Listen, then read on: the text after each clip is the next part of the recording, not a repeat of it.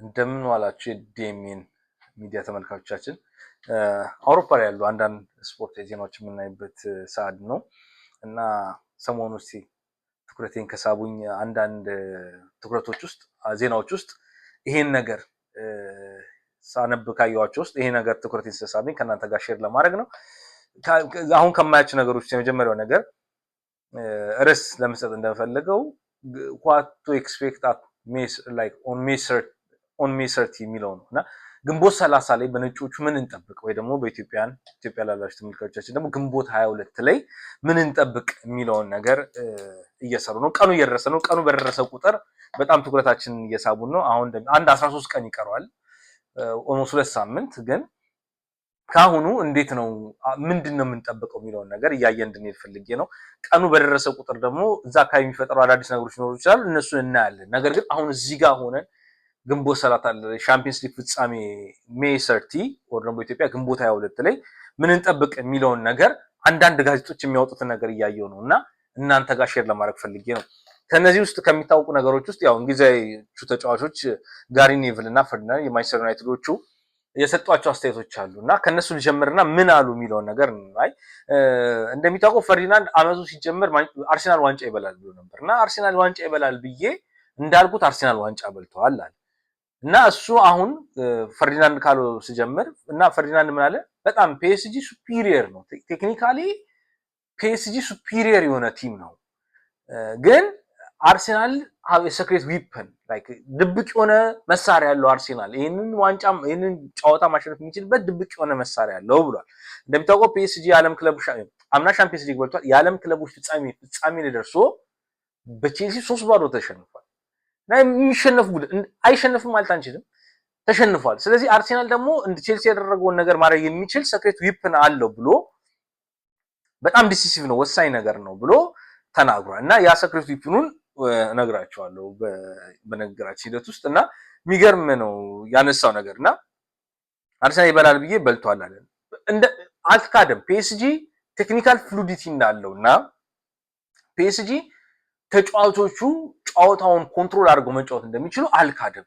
እንደውም ሰሞኑን አንድ የሆነ ኢንተርቪው ያየው ነበር ጆዋኒ ቬዝን ከቪቲኒያ ጋር ስለ ቪቲኒያ ጋዜጠኛው የፒኤስጂ ሚዲያ ጋዜጠኞች ናቸውና ፓሪስ እንትን ሲጠይቀው ከቪቲኒያ ላይ የምትወድለት ኳሊቲ ምንድነው አለ። ቪቲኒያ ላይ የምትወድለት ኳሊቲ ምንድነው ሲለው ጆዋኒ ቬዝ ሲጠይቀው ቪቲኒያ ታው ቢሉትም አይሰማም፣ በቃ ራሱ ካመነበት ያደርገዋል አለ። እንዴት ሲባል አሁን አንዳንዱ 10 ኳስም ከፈለገ 2 ኳስ መንካት ይችላል አለ። ጨዋታውን እያየ በሁለት ኳስ ከጎል ተቀብሎ ለሆነ ሰው ሰጥቶ ሁለተኛውን ኳስ ደግሞ ለአጥቂ ሊሰጥ ይችላል። ከተከላካይ ይቀበላል፣ አንድ ሊሰጥ ይችላል። መከፋፈቱን ካየ በኋላ ለአጥቂ ሊሰጥ ይችላል። ሁለተኛው ደግሞ ቪቲኒያ እንደ ጨዋታው አይነት ደግሞ አለ 10 ኳሶችን ደግሞ ሊቀባበል ይችላል። 10 ኳሶችን በቃ አላስፈላጊ ኳስ ቢሉትም አይሰማም ማለት በቃ እና ከፈለገ ቴምፖ ማፍጠን ይችላል፣ ቴምፖ ማቀዝቀዝ ይችላል እና ሲነጋገሩ እንዴት ነው ፒኤስጂ ሚድፊልድ ላይ እነ አይምሬ ቪቲኒያ ጆኔ ቬዝ የፈጠሩት ጥምረት ፒኤስጂ በጣም ፍሉዲቲ መሀል ሜዳው ቴክኒካል ፍሉዲቲውን እንዲጨምር አድርጓል። እንዲሁም ደግሞ አጥቂዎቹ ደግሞ ማን ዱዌ እንዲሁም ጆርጂያ ቫሪስኬሊያ እንዲሁም ደግሞ ደምበሌ ሶስቱ ገርም ጥምረት ስላላቸው ሞር ተቆጣጥረው ጨዋታዎችን ማሸነፍ ይችላል። መሀል ሜዳና አጥቂው የፒኤስጂ ምንም አይጠራብን ነገር ነውና ምንም አልካደም። ይሄ ነገር አለው ብሏል። ፒኤስጂ በሚገርም ሁኔታ እዚህ ፍጻሜ ላይ ሲደርስ ዘንድሮ ሻምፒየንስ ሊግ ላይ 44 ጎል አስቆጥሯል። 44 ጎል አሁን በጣም አብዛኛው ጊዜ 40 ጎል ነውና ሪከርድ ሰብሯል። 40 ጎል ነው እንዲህ ፍጻሜ ሲደርሱ ነው ነገር የሚያስቆጥሩ። ያ ሪከርድ ሰብሮ በ4 ጎል አሻሽሎ 44 ጎል በጣም ብዙ ጎል አግብቶ እዚህ ደረሰ ቲም።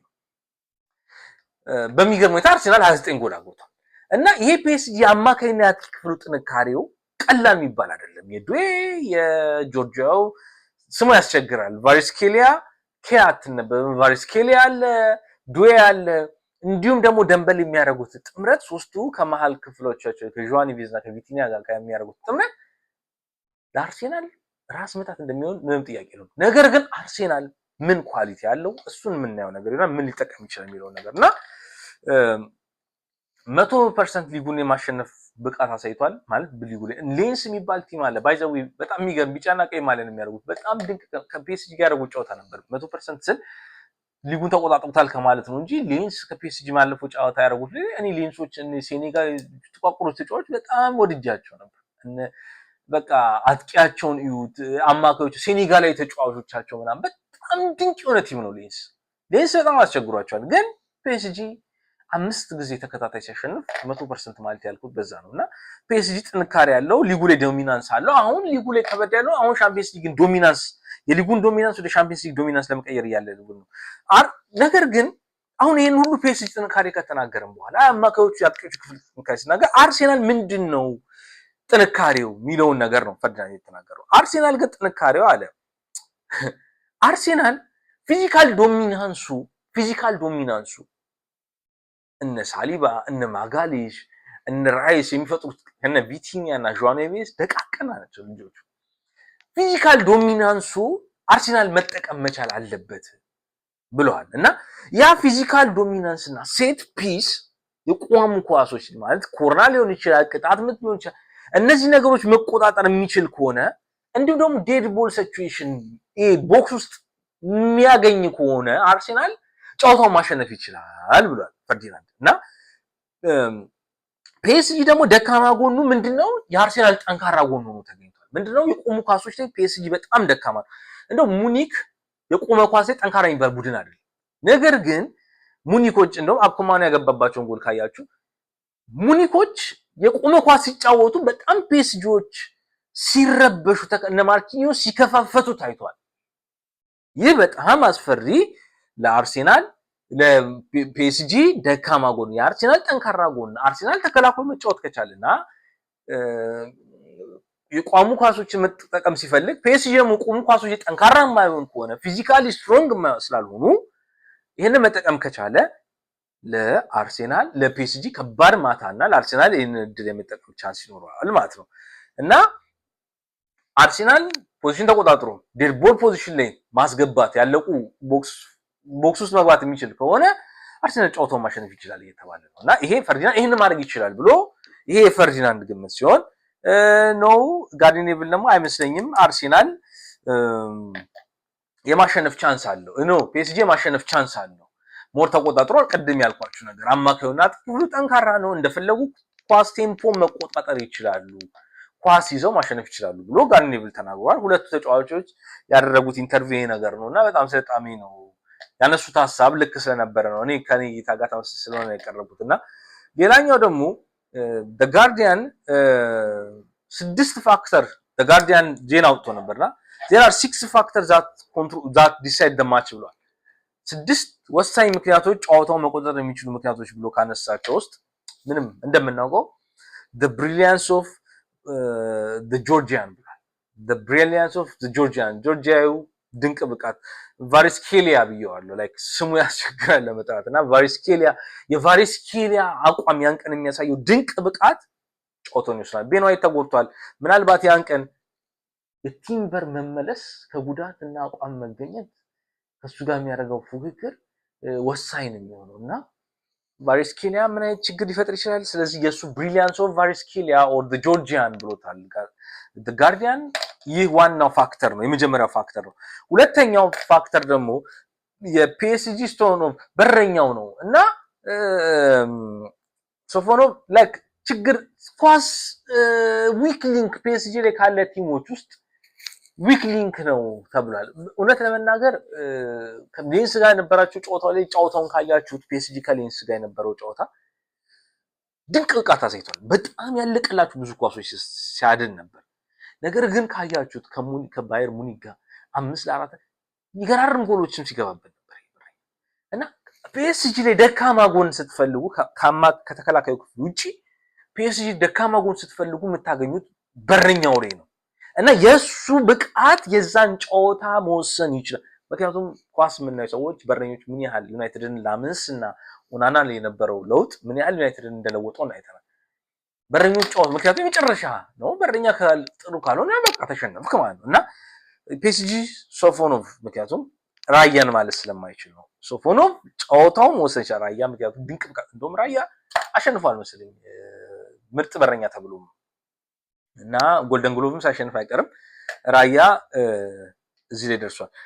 ስለዚህ ሶፎኖቭ ጨዋታ አቋሙ ይወስናል ተብሏል። ከዛን ዲክላን ራይስ ዶሚናንስ ሚድፊልድ ላይ ያለው ዶሚናንስ አሁን አርሰናል ላይ ሉዊስ ስኬሊ አሪፍ ሞታ ዙቢሜንዲ ጥሩ አልሆነም። መጨረሻ ላይ ዙቢሜንዲ ሲተች ነበር ከ4000 ደቂቃ በላይ ተጫውቶ ስኬሊ ጥሩ መሆኑ ለአርሰናል አንድ ተስፋ ነው። አሁን የሉዊስ ስኬሊ ከራይስ ጋር ማጣመር ጥሩ ብቃት ላይ መገኘት ለአርሰናል ተስፋ ነው። ዙቢሜንዲም ጨዋታው ጥሩ ይችላል። ነገር ግን የፒኤስጂ ሶስቱን ቪቲኒያን ጥምረት ማቆም ይችላሉ እና የሱ ዶሚናንስ ያን ጨዋታ ይወስነዋል ተብሏል። ይህ ቀላል ነገር አይደለም። ሶስተኛ የራይስ መሀል ሜዳ ላይ የሚኖረው ዶሚናንስ ጨዋታውን ይወስናል። ምክንያቱም ከበለጡት እነዛ በለጡት ነው፣ ምንም እንትን የለውም። ስለዚህ ሌላኛው ደግሞ አርሰናል ሴት ፒስ በሚጠቀምበት ሰዓት ላይ ከባየር ሙኒክ ጨዋታ እንደተማር ነው የፒኤስጂዎች ተከላካይ ክፍል ዲስረፕሽን መከፋፈት ይፈጥራሉ። ምክንያቱም ብዙ ጎል ኮንሲድ ቅድም እያልን ነበር 44 ጎል ኔክስት አነሳለሁ እና ምን ያህል የአርሰናል መሃል የፒኤስጂ አማካይ ተከላካይ ክፍል የመከፈት ቻንስ አለው የሚለው ነገር ጨዋታውን ሌላ የሚወስን ነገር ነው እና ይሄም የፒኤስጂ የተከላካይ ክፍል ስታቢሊቲው ጨዋታውን ይወስናል ይላል። then the devastating ዴምቤሌ ይላል። የዴምቤሌ ደግሞ ምን ያህል ገዳይ ነው የሚለውን ነገር ይወስናል እና ይሄን ጨዋታና ሌላኛው ስድስተኛው እና የመጨረሻው ደግሞ የድሮች የባርሴሎና ተጫዋቾች ሲኒየሩ ነው እንደሚታወቀው ሉዊስ ኤንሪኬ የአርቴታ ሲኒየሩ ነው። ግን ሁለቱም ባርሴሎና ቤት ነበር ሲኒየር እና ገና አዲስ ተጫዋቾች ሆነው ሁለቱም ባርሴሎና የድሮች የባርሴሎና ተጫዋቾች ኦልድ ባርሴሎና ኦልድ ቦይስ ጨዋታው ላይ ያላቸው ቴክኒካል ተጽዕኖም ጨዋታውን ይወስነዋል ተብሎ እየተጠበቀ ነው እና የፓቾና ዊሊያም ፓቾ የኢኳዶሪያዊ ተከላካይና ማርኪኒዮስ የሚያደርጉት ነገር የፒኤስጂን የመከፋፈል ስለዚህ የቫሬስኪሊያ የጆርጂያ አጥቂ የፒኤስጂ በረኛ የዲክላን ራይስ ዶሚናንስ የፒኤስጂ ሴንተር ባክ ጥንካሬ የደምበሊ ብቃት እንዲሁም ደግሞ የባርሴሎና ታክቲካል ነገሮች ጨዋታውን ይወስናሉ ተባለ። እንዲሁም ደግሞ አምና እንደምታውቀው በሰፊ ጎል ልዩነት ነው ፒኤስጂ አርሰናልን ያሸነፈውና ያን ሴሚ ፋይናል አርሰናል ለመበቀል ምን ያህል ተዘጋጅቷል ላስት ይር ሪቬንጁ ምን ያህል ነው የሚለውም ቀላል ነገር አይደለም። በዚህ ጨዋታ ከምናየው ኦፕታ ስቲል አሁንም ለአርሰናል ብዙ ቻንስ የሰጠው ለአርሰናል ነው። አርሰናል ብዙ ሊያሸንፍ ይችላል ብሏል እና ኦፕታ ይሄንን ለአርሰናል ብዙ ጊዜ ሲሰጥ ኦፕታ የሰጠው ስታቲክስ ላይ አርሰናል ያሸንፋል ብሏልና እነዛ ቀድሞ ያየናቸው 6 ነጥቦች የጋርዲያን ናቸው። ይሄን ጨዋታ አርሰናል ወደዚህ ጨዋታ ሲገባ ማይጠቀም ያው ብዙ የአርሰናል ደጋፊ ስላላችሁ ምን እንጠብቅ አርሰናል የሚለው ነገር ነው ለማየት ነውና እኔ ጄሱአልዶ ፌሬራ ይባል የኤፍሲ ፖርቶ አሰልጣኝ ነበርና እንደዚህ ሻምፒየንስ ሊግ ላይ በጣም ጠንካራ ነበር። ሻምፒየንስ ሊግ ውድድር ላይ እንደዚህ ጨዋታዎች ላይ እንደዚህ ቡድን ሲገጥመኝ ይላል በቃ ጥንካሬ ጎኔ ላይ ነው ፎከስ ማድረግ ይላል። ይሄ ጦር ሜዳ ላይ ነው ፎከስ ኦን ዩር ስትሬንግዝ። ደካማ ጎን ላይ ስትወዛገብ ሽንፈት ትጋለጣል። ጠንካራ ጎንን ግን ይዘህ ስትገባ ታሸንፋለህ ይላል እና ጄሱአልዶ ፌሬራ ይላል። ሆዜ ሞሪኖ ዶንኪ ማን ይለዋል ከሱ በኋላ የነበረ የፖርቶ አሰልጣኝ ነውና ያ አሰልጣኝ ስለዚህ አርሰናል ይህንን ጥንካሬውን ይዞ ሜዳ መግባት አለበት። የአርሰናል ጥንካሬ ምንድነው ዘንድሮ ካየናው ነገር ውስጥ ብለን ስናስብ ይሄ ሶስቱ ትራያንግሉ ተከላካይ ክፍሉ ያለው ትራያንግል ጥንካሬው ነው። ሚስ የሳሊባ የማጋሌሽ እና ከዴቪድ ራያ ጋር የሚያደርጉት ጥምረት ነው የአርሰናል ጥንካሬ ክፍል እና ሶስቱ ትራያንግሎቹን ጥንካሬውን ይዞ አርሰናል መጫወት ለደጋፊ ላይ መች ይችላል፣ ለኛ ላይ መች ይችላል። ለሶስተኛው ወገን ደጋፊ አይመችም። ለአርሰናል ደጋፊ ግን ጥሩ አልተጫወተም። ምክንያቱም አርሰናል ከዊንገር በኋላ በተለይ አርቴታ ከመጣ በኋላ ጥሩ ጨዋታ ተጫወተባቸው ጥቂት ናቸውና ውጤት ነው የሚፈልገው። ምክንያቱም ጥሩ ተጫወተ አርሰናል ደጋፊ ብቻ ዋንጫ የሚፈልገው አመት ያጡት ነገር ነውና ተከላክሎ ማሸነፉ ዋንጫው ነው ብላ የሚፈልጉት ጥሩ አልተጫወተም አንፈልጉም ማለት ደስተኛው ነው የሚገኘው። ለሶስተኛው ወገን ግን ለማያስደስት ጨዋታ ይሆናል የሚል ፐርሰናል ግምት አለኝና ይህን ነገር አርሴናል ጨዋታውን ጥሩ ላይ ያደርጉ ይችላል። ምክንያቱም ተከላክሎ ሞር ሊጫወት ይችላል። ምክንያቱም አርሴናል ጠንካራ ጎኑ እሱ ነው የሚጠቀመው የሚችለው እና በሚገርም ሁኔታ ቀደም ስናናገር አርሴናል 29 ጎል አግብተዋል አልኩ። አርሴናል 29 ጎል ሲያገባ እዚህ ለመድረስ የገባበት 6 ጎል ሚንስ ኔት 23 ጎል አለ። ኔት 23 ጎል አለ። ፒኤስጂ ግን በሚገርም ሁኔታ 44 ጎል አግብቷል። በጣም ያጥቂ ክፍሉን ጥንካሬ ነው የሚያሳየው። ነገር ግን በሚገርም ሁኔታ 44 ጎል ሲያገባ 22 ጎል ኮንሲድ አድርጓል። ሚንስ ኔት 22 ጎል ነው ያለው ፒኤስጂ ማለት ነው። ሚንስ እኮ አርሴናል ከፒኤስጂ 29 ጎል ያገባ አርሴናል ከፒኤስጂ ያነሰ ጎል የበለጠ ጎል ኔት አለው አርሴናል። ጎሉ ያነሰ እንጂ ጥርት ያለ ጎሉን ተከላካዩና አጥቂ ክፍሉን አምጥተን ስናወዳድረው የአርሴናል ተከላካይ ክፍል ከፒኤስጂ ተከላካይ ክፍል ሲበልጥ የፒኤስጂ አጥቂ ክፍል ደግሞ ከአርሴናል አጥቂ ክፍል ይበልጣል ማለት ነው። ምክንያቱም አርሴናል ክፍል ማን ነው? ትሮሳንድ አለ፣ ሳካ አለ። ሳካ ነው እንግዲህ ሞር ስትሮንግ ሆኖ ፒኤስጂ አጥቂ ክፍል ጋር እነ ደምበሌ ጋር እነ ዲዩ ጋር ልንከተው የምንችለው ከአርሴናል ቤስ 11 ውስጥ አውጥተን ፒኤስጂ ቤስ 11 ውስጥ ተሞካከር አጥቂ ክፍል ስንወስድ ማንን ልንወስድ እንችላለን? ሳካ ልንወስድ እንችላለን። ከሳካ ውጪ ግን ሞር ፒኤስጂ ዶሚናንት ሚድፊልድ እና ተከላካይ ሚድፊልዱ እና እንትኑ ሞር ዶሚናንት ነው። ተከላካይ ክፍል ግን የአርሴናል አንጠራጠር የአርሴናል ተከላካይ ክፍል አውሮፓ ላይ ከታየ ድንቅ ተከላካይ ክፍል አርሴናል ነው። የአርሴናል ተከላካይ ክፍል ሙሉ በፒኤስጂ ልንቀይረው እንችላለን። ምናልባት ኑኖ ሜንዴሽን ብናስቀራት እና ፒኤስጂ በተለይ ሁለቱ ተከላካዮቹ ማርኪኒዮስ እና የኢኳዶራዊ ተከላካይ ብዙም እየተከፈቱ ይከፋፈታሉ። በትናንሽ በቆም ኳሶች ምናምን ይከፋፈላሉ እና አርሴናል ይሄን ነገር ከተከላካዮቹ ጋር አድርጎ ንጹህ ጎል በማግባት አርሴናል ይበልጣልና ሞር እንትን ይላል ቻንስ አለው። እንደውም አርሴናል ዘንድሮ በጣም አውሮፓ ላይ ከታየ ቆም ኳስ በሚጠቀም ውስጥ ኒኮላስ ዮቨር ይባላል እና የአርሴናል የቆም ኳስ አሰልጣኝ ሞር አርሴናል ኮቺንግ ስታፍ ውስጥ ሞር የሚታወቀው ይህ ሰው ነውና ሌሎቹ ምክትሎቹ ምናምን ብዙ እንትን እየተባሉ አይደለም እና ይህ ዮቨር ሞር የሚታወቅ ድንቅ የሆነ አሰልጣኝ ቆም ኳስ ማሰልጠን ሂደቱ በጣም አውሮፓ ላይ በጣም መነጋገሪያ ሆኗልና አርሴናል ይህን ተከላካይ ክፍል ይዞ ገብቶ ሞር ተከላክሎ ፒኤስጂን ለማቆም ይሞክር ይመስለኛል እና አርሴናል ኦኬ ይሄ ነው ካለና አጥቂ ክፍሉ ደግሞ አርሴናል ሊጠቅመው የሚችለው ሞር የሚጠበቀው ያው ሳካ ነው። ጎይኬሪስና ሀቨርትዝ አሉ። ነገር ግን ሳካ ሞር ኳሶችን ከሳካ ጋር የሚወስኑ ያን ጨዋታ ምክንያቱም ዌስትሃም ጋርና አትሌቲኮ ጋር ገና ከጉዳት ሙሉ አቋም ሳይሆን ጨዋታው ነው እሱ የወጣበት እንዴት አይተናልና ሳካ 21 ጎል ኤንድ አሲስት አለው ዘንድሮ ከ2023 ጀምሮ አውሮፓ ሻምፒዮንስ ሊግ ላይ ድንቅ የሚባል ብቃት ነው እና ይሄ ልጅ ላይ አጥቂ ክፍሉ ሳካ የሚፈጥረው ነገር አለ። አማካይ ክፍሉ ጋር ተወዳድሮ መጫወት የሚችል ከሆነ ካለው ጥንካሬ ጋር አርሴናል በአማካዩና በተከላካዩ መሃል የሚፈጥረው የሆነ ጥብቀት ላይክ ሞር ኮምፓክት ሆኖ መጫወት ፒኤስጂ እነዛ የሚሮጡ ተጫዋቾችን ሩጫ ስፔስ በመከልከል ሞር ጥቅጥቅ ብሎ መጫወት አርሴናል ፒኤስጂን እንደፈለጉ እንዳይሮጡና እንደፈለጉ ጎል እንዳያስቆጡ ሊያደርጋቸው ይችላል። እነ ሳካ ደግሞ ፊት ለፊት ላይ የሚያገኙት ኳስ በሙሉ ወደ ሳካ መሄድ መቻል ከቻለና በአጋጣሚ ከቋሙ ኳሶች ላይ እና ፊዚካሊ ዶሚናንስ ፈጥረው አርሴናሎች ኮርና ወይ ቅጣት ምት ወይ ሳምቲንግ ሴት ፒሶች ላይ ማስቆጠር ከቻሉ በጠባብ ጎል ልዩነት አርሴናል ማሸነፍ ቻንስ አለ።